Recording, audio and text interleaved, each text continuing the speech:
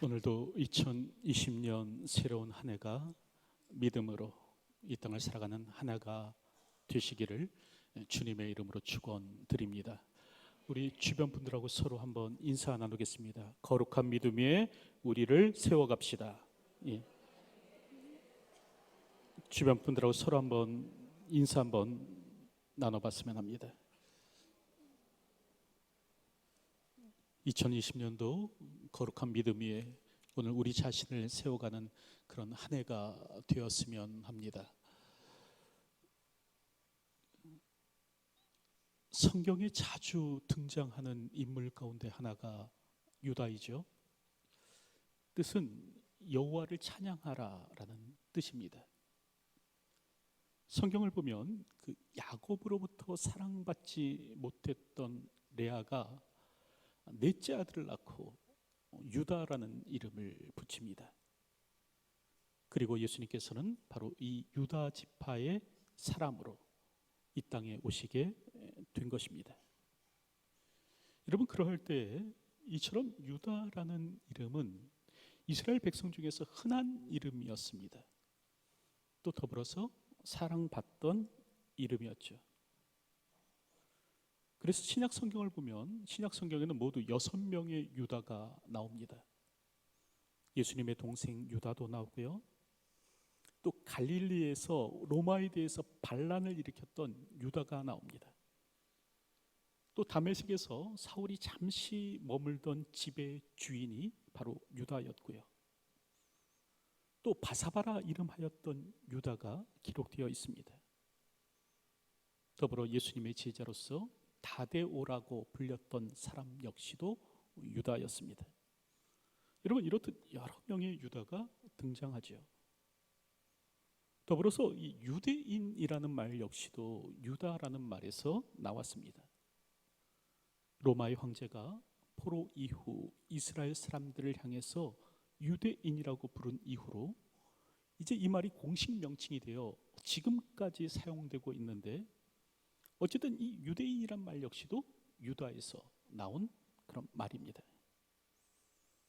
여러분, 이처럼 사람들로부터 사랑받는 이름이 이 유다였는데, 그런데요, 현재는 이 이름이 저주의 대명사처럼 되었더라라는 겁니다.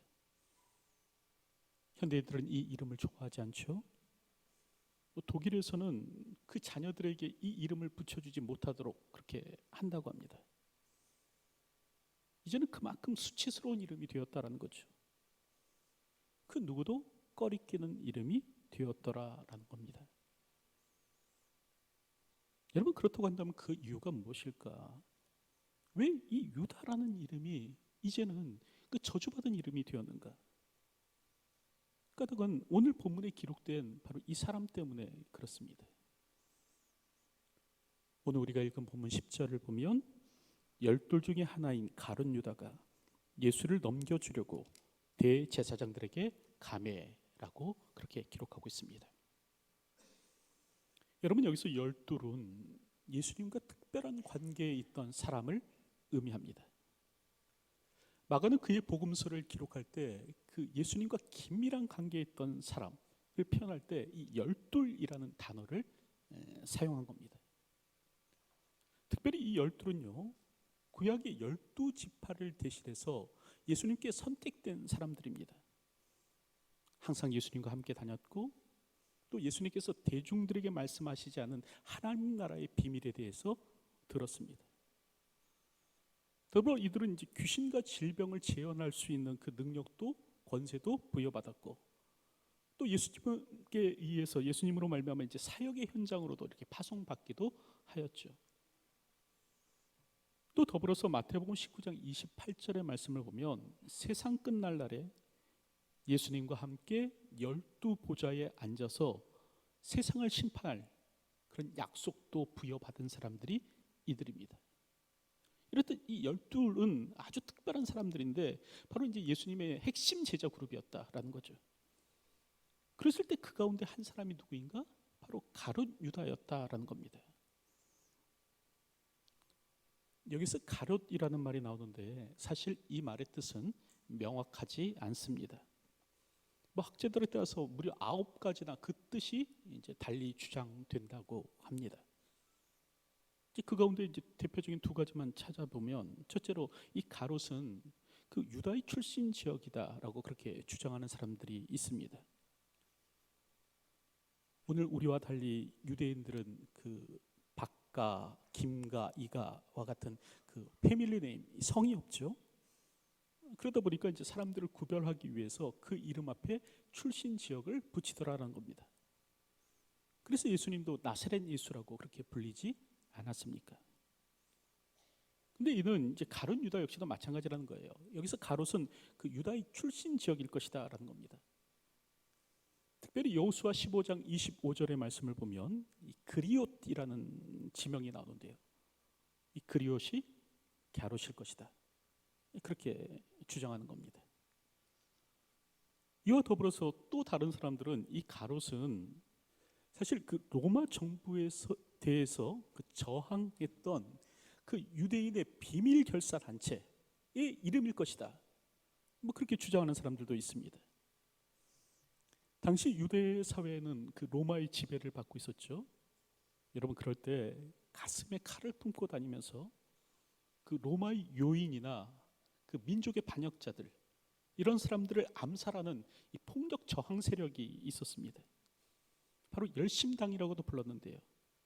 그 열심당 중에 한 분파가 바로 갸롯이 아닐까라고 그렇게 생각합니다. 근데 사실 오늘 우리는 그 가운데 무엇이 정답인지 잘 알지 못합니다. 아마 첫 번째 경우나 2번째 경우가 가장 유력할 것이다라는 것이죠. 어쨌든 한 가지 오늘 본문을 통해서 우리가 분명히 확인할 수 있는 것은 무엇이냐면, 어쨌든 이 가롯 유다라는 사람은 그 예수님을 따라다니는 사람으로서 12 중 하나였고, 특별히 예수님과 특별한 관계, 긴밀한 관계 가운데 살았던 사람이었다라는 겁니다. 그런데 그런 그가 예수님을 배반합니다.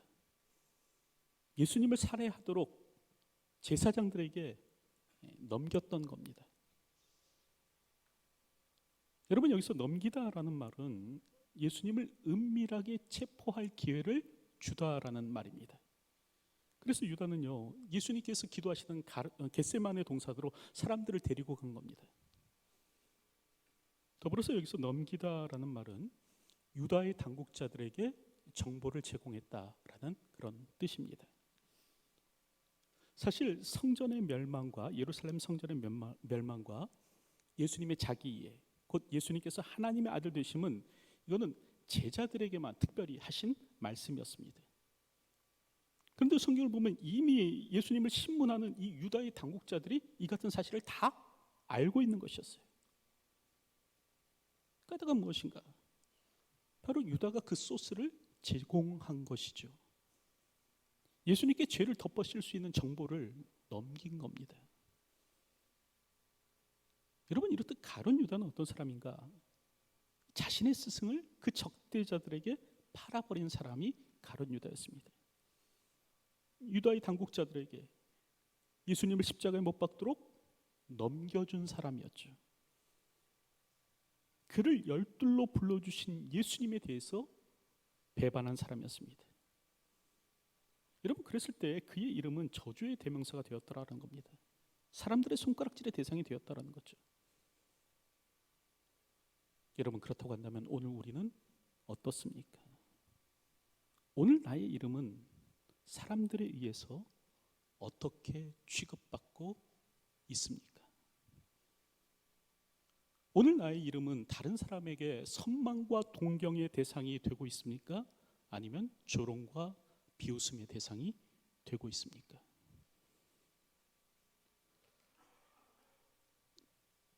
이처럼 유다는 그의 스승을 판 저주받은 인물이었는데요. 자, 그렇다고 한다면 왜 유다는 예수님을 팔게 되었는가?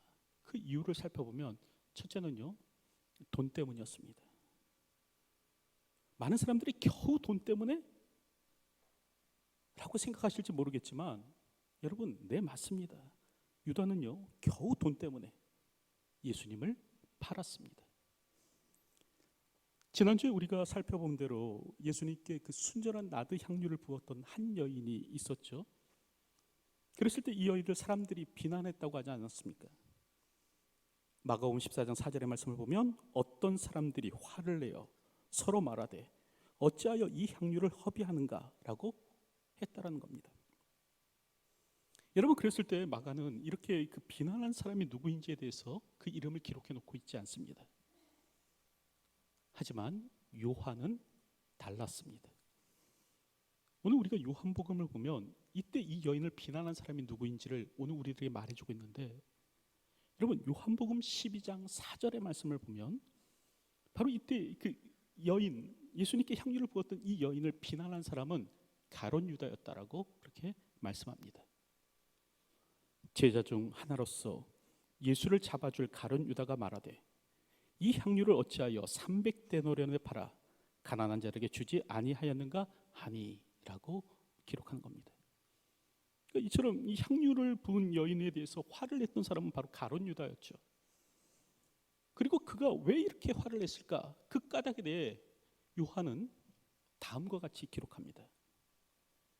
이렇게 말함은 가난한 자들을 생각함이 아니요 그는 도둑이라 돈꾀를 맞고 거기 넣는 것을 훔쳐 가밀어라. 그렇게 기록합니다. 여러분, 그러니까 유다의 정체가 뭐라고요? 도둑이었다라는 겁니다. 이 돈꾀를 맞고 있으면서 거기에 넣은 돈을 훔쳐가는 사람이 유다였다라는 거죠. 여러분, 이처럼 유다는 어떤 사람이었는가? 돈의 노예였습니다. 돈을 위해서는 뭐든지 다 할 수 있는 사람이었죠. 돈꾀의 돈도 훔쳐갈 수 있었고요. 또 돈을 위해서라면 스승까지도 팔 수 있었던 겁니다. 이 돈의 최고의 가치를 부여하고 이 돈을 위해서라면 영혼까지도 팔 수 있는 존재였죠. 여러분, 이처럼 돈의 위력은 대단합니다. 한 영혼을 능히 파멸의 길로 이끌어갈 수 있는 것이 바로 돈이죠.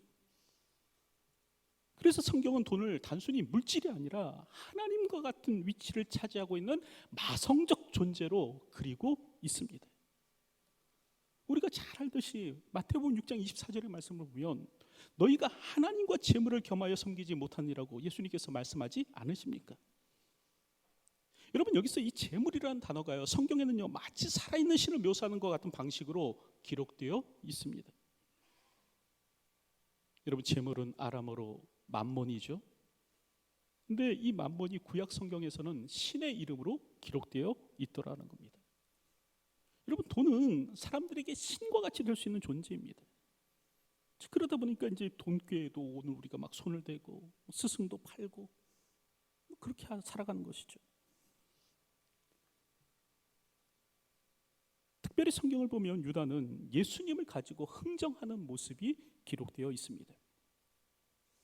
마태복음 26장 14절의 말씀을 보면 그때 12 중에 하나인 가룟 유다라 하는 자가 대제사장들에게 가서 말하되 내가 예수를 너희에게 넘겨주리니 얼마나 주려느냐 하니. 지금 유다는요 대제사장들에게 예수님을 넘겨주면서 얼마나 줄 수 있겠느냐, 얼마나 주겠느냐, 그거 갖고 흥정했다라는 거죠. 여러분, 이렇듯 유다는 이 돈에 의해 매인 자입니다. 그렇다고 한다면 오늘 나는 과연 어떻습니까? 오늘 나는 과연 돈으로부터 자유로운 자인가? 혹시 나 역시도 돈을 사랑함으로 이 땅을 살아가고 있지는 않습니까? 남들보다 조금 더 가졌다고 해서 목에 힘주고, 남들보다 조금 더 가졌다고 해서 타인을 멸시하고, 혹은 반대로 남들보다 조금 덜 가졌다고 해서 주눅들고, 남들보다 조금 덜 가졌다고 해서 비관하고, 여러분 그렇게 살아가고 있지는 않습니까? 돈을 기준으로 해서 사람을 평가하지 않고 있는 사람 앞에서도 당당하고 없는 사람에게도 따뜻한 마음을 가진 그런 사람으로 살아가고 계십니까? 여러분, 성경은 재물을 독수리에 비유합니다. 잠언 25장 5절의 말씀을 보면 내가 어찌 허무한 것에 주목하느냐. 정녕 재물은 스스로 날개를 내어 하늘을 나는 독수리처럼 날아가리라 라고 말씀하십니다. 독수리와 같은 것이 재물이라는 거예요. 독수리처럼 금방 어디론가 이렇게 사라져 버릴 수 있는 것이 재물이라는 겁니다. 그래서 우리나라에서도 부자 3대 못 간다라는 말 그렇게 사용하고 있지 않습니까? 어느새 훌쩍 우리 곁을 떠나가는 것이 바로 돈이다라는 것이죠. 사탄은 영악해서 오늘 우리에게 영원한 부를 허락하여 주지 않습니다. 그래야 오늘 우리가 돈에 매여 살고요, 돈에 목말라 하면서 살기 때문에 영원한 부를 허락하여 주지 않아요. 이 땅이 허무한 것에 주목하여 살지 마시기 바랍니다. 보다 영원한 것을 잡으십시오. 성경은 위의 것을 찾으라고 말씀하십니다. 땅의 것이 아니라 위의 것을 찾는 저희들이 되었으면 합니다. 오늘 우리가 진짜 붙들고 추구해야 될 것은 여러분, 하나님 나라입니다. 영원하고 변치 않고 진동치 않을 하나님 나라를 붙잡을 수 있는 인생이 되어야 하는 것입니다. 둘째로, 유다가 예수님을 판 이유는 바로 사탄의 역사였기 때문에 그렇습니다. 여러분, 그래서 누가복음 22장 3절을 보면 그렇게 기록하는데요, 열둘 중에 하나인 가롯인이라 부르는 유다에게 사탄이 들어가니. 유다에게 사탄이 들어갔다는 겁니다. 그러니까 유다가 예수님을 판 배경에는 사탄이 있었다라는 것이죠. 여러분, 성령께서 주인이 되시지 않는 그 마음에는 사탄이 들어갑니다. 예수님께서 그 마음의 주인이 되시지 않는 그 마음은 사탄의 놀이터가 될 수 있다는 거예요. 여러분, 그래서 마가복음 12장을 보면 그렇게 기록합니다. 더러운 귀신이 사람에게서 나갔을 때 물 없는 곳으로 다니며 쉬기를 구하되 쉴 곳을 얻지 못하고 이에 이르되 내가 나온 집으로 돌아가리라 하고 와 보니 그 집이 비고 청소되고 수리되었거늘 이에 가서 저보다 더 악한 귀신 7을 데리고 들어가서 거하니 그 사람의 나중 형편이 전보다 더욱 심하게 되었느니라. 여러분, 한 사람에게서 귀신이 떠나갔을지라도요, 그곳이 비어 있다면, 다시 말하면 그곳에 예수님이 계시지 않다면 다시 그 사람은 귀신의 소유가 될 수 있다는 겁니다. 그러니까 예수님이 주인 되시지 않는 마음은, 그 마음은 사탄이 왕노릇할 수밖에 없다는 거예요. 그런데 유다가 바로 그러했습니다. 오늘 성경을 보면 유다는요, 아주 일관되게 예수님을 향해서 랍비라고만 부릅니다. 마태복음 26장 25절을 보면 예수를 파는 유다가 대답하여 이르되 랍비여 나는 아니지요 라고 기록하고 있고, 또 마태복음 27장 49절을 보면 곧 예수께 나와 랍비여 안녕하시옵니까 하고 입을 맞추니 라고 기록합니다. 여러분, 이처럼 유다는 아주 줄기차게 예수님을 향해서 랍비, 곧 선생님이라고만 부른 겁니다. 베드로처럼 예수님을 주와 그리스도로 고백하지 않는 거죠. 여러분, 이처럼 오늘 우리가 우리 자신을 온전히 그리스도께 드리지 아니하면 오늘 우리는 사탄의 놀이터가 됩니다. 성령께서 오늘 우리 안에 내주하지 않으시면 오늘 우리의 마음은 바로 사탄의 거처가 되는 것이죠. 물론 겉으로는 아주 신사적으로 행동할 수 있습니다. 물론 겉으로는 아주 세련되게 행동할 수 있어요. 물론 겉으로는 아주 종교적으로 행동할 수 있습니다. 그러나 그 본질은 그 마귀의 자식으로서 어떤 악을 행해도 부끄럽지 않는 자가 되는 것입니다. 여러분, 그럴 때 바울은 고린도 교회를 향해서 이렇게 편지합니다. 너희가 하나님의 성전인 것과 하나님의 성령이 너희 안에 계시는 것을 알지 못하느냐. 누구든지 하나님의 성전을 더럽히면 하나님이 그 사람을 멸하시리라. 하나님의 성전은 거룩하니 너희도 그러하니라 라고 말씀하십니다. 여러분, 오늘 우리는 우리의 마음이 성령의 전이 될 수 있도록 해야 합니다. 그리고 이를 위해서 오늘 우리 주님을, 예수 그리스도를 주로 고백할 수 있는 사람이 되어야 합니다. 왜냐하면 예수님을 주로 고백하는 자 안에만 성령께서 머무시기 때문에 그렇습니다. 이제 다시 한 번 더 우리의 신앙의 고백을 점검해 보았으면 합니다. 나는 과연 예수님을 어떤 분으로 고백하고 있는가? 지금 마가가 전하는 것처럼 나는 예수님을 하나님의 아들 그리스도로 믿고 있는가?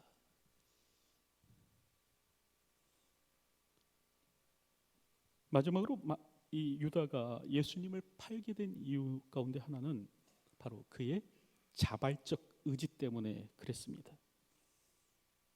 오늘 우리가 살펴본 대로 유다에게 사탄이 들어갔다고 해서 이 모든 것이 유다의 의지와는 관계없이 일어나는 일이 되었는가? 여러분, 그렇지 않다라는 거예요. 그럼에도 불구하고 이 모든 행위는 유다의 자발적 행위였다라는 겁니다. 그래서 오늘 우리가 읽은 본문에도 여러분 그렇게 기록하고 있지 않습니까? 유다가 예수를 넘겨주려고. 다시 말하면 유다를 행위의 주체로 삼는 겁니다. 유다가 예수님을 넘겨줬다는 거예요. 지금 대제사장들이 유다를 찾아온 것이 아니라 유다 스스로가 예수님을 지금 대제사장에게 넘겨주는 겁니다. 그게 바로 주체적 행위였죠. 오늘 우리는 우리의 죄악의 원인을 다른 것으로 돌려서는 안 됩니다. 그 옛날 하와가 했던 것처럼 뱀이 그렇게 해서는 안 된다는 거예요. 오늘 우리는 하나님의 형상대로 지음을 받았습니다. 이 말은 오늘 우리가 하나님처럼 이 도덕적 선택을 할 수 있는 자유의지를 가진 존재라는 것이에요. 성경은 오늘 우리에게 자유의지를 말하여 줍니다. 그리고 이 말은 다르게 또 바꿔서 얘기하면 성경의 예정론은 결정론이 아니라는 겁니다. 인간의 운명이 다 결정되었기 때문에 사람은 어쩔 수 없이 자기 의지와 상관없이 악을 행하며 살아가게 되었는가? 그렇지 않다는 거예요. 내가 정말 예수님을 믿고 싶은데 내가 예정되어 있지 않기 때문에 결국 나는 예수님을 믿지 못하는 자가 되게 되는가? 그렇지 않다는 겁니다. 나는 정말 배신하고 싶지 않은데 나의 운명이 예정되어 있기 때문에, 결정되어 있기 때문에 할 수 없이 나는 배신자가 되었는가? 그렇지 않다는 거죠.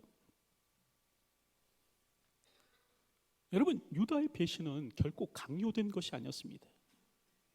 전적으로 자기 의지에 의해서 일어난 일입니다. 유다는 예수님을 팔기 싫었는데 어쩔 수 없이 판 게 아니라 유다가 예수님을 판 것은 전적으로 그의 자의적 선택이었다는 거예요. 유다는 악을 선택한 주체적 행위자였다라는 겁니다. 그러므로 유다는 그의 행동에 대해서 반드시 책임을 져야만 했습니다. 그의 잘못에 대해서 반드시 회개해야만 했던 것이죠. 하지만 유다는 끝내 회개하기를 거절합니다. 그리고 자살로서 자신의 생을 끝맺는 것이죠. 여러분, 여기에 유다의 불행이 있죠. 왜냐하면 회개가 아닌 자살로서는 죄의 용서함을 받지 못하기 때문에 그렇습니다. 오늘 나는 과연 어떤 삶을 살아가고 있는지 다시 한 번 더 점검해 봤으면 합니다. 오늘 나 역시도 유다처럼 혹시 자발적으로 의지를 가지고 죄악된 길을 걷고 있지는 않은지, 의도적으로 악을 행하면서 살아가고 있지는 않은지 생각해 봤으면 합니다. 오늘 우리는 우리의 죄악을 그 무엇에도 핑계할 수 없습니다. 내가 지은 죄를 다른 어떤 존재에게 이렇게 떠넘길 수 없는 거예요. 더불어서 우리가 죄의 문제를 해결할 수 있는 유일한 방법은 회개입니다. 자기 정당화도 아니고 핑계도 아니고 전가도 아닙니다. 천국은 아무나 갈 수 있지만 아무렇게나 가는 것은 아닙니다.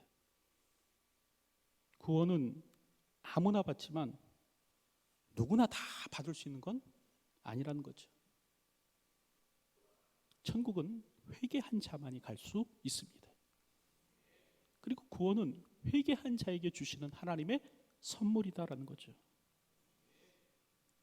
오늘도 죄악의 길에서 벗어나 돌이키십시오. 회개란 방향의 전환입니다. 오늘도 죄악된 길에서 돌이켜 십자가 앞으로 나아갈 수 있는 저와 여러분들이 되었으면 합니다. 이제 말씀을 맺으러 가는데요. 여러분, 유다는 12 중에 하나였지만 결국 저주받은 자의 대명사가 되었습니다. 까닭은 예수님을 십자가에 못 박도록 내어주었기 때문에 그런 거죠. 그렇다고 한다면 그 이유가 무엇인가? 첫째로요, 돈을 사랑했기 때문에 그렇습니다. 돈 때문에